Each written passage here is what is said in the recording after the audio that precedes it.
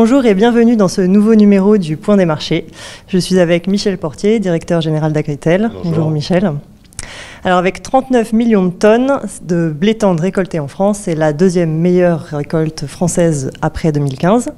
Alors comment allons-nous réussir à équilibrer les bilans pour ne pas avoir un trop gros stock à la fin de la campagne?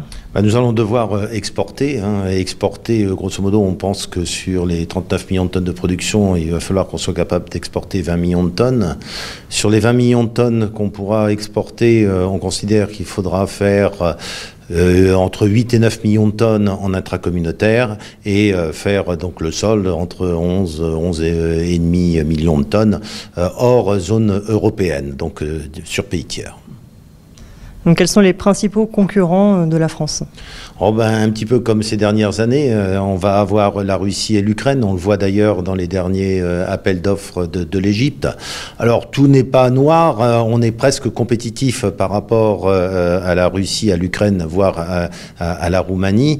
Maintenant, il va falloir continuer de se battre avec ces pays-là et va intervenir aussi la parité de change pour réussir à être compétitif en dollars la tonne sur nos différents marchés.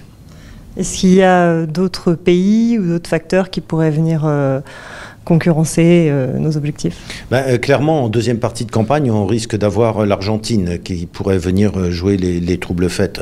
Ce d'autant plus qu'il n'a échappé à personne que le peso argentin s'est écroulé, ce qui veut dire que l'origine argentine est extrêmement compétitive et elle peut être compétitive sur nos marchés traditionnels tels que l'Algérie ou le Maroc.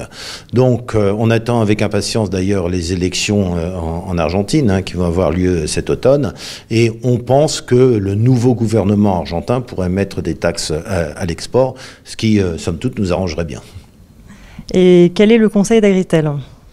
Aujourd'hui, nous avons conseillé de vendre 50% de la récolte parce que le scénario le plus probable, c'est d'avoir une poursuite de la baisse des cours telle qu'on assiste depuis quelques semaines, peut-être jusqu'au 15-20 septembre, le temps d'avoir cette fameuse pression récolte, notamment des pays de la mer Noire. Et on peut espérer qu'à partir de octobre-novembre, on puisse reconquérir des parts de marché et avoir des cours mondiaux qui rebondissent.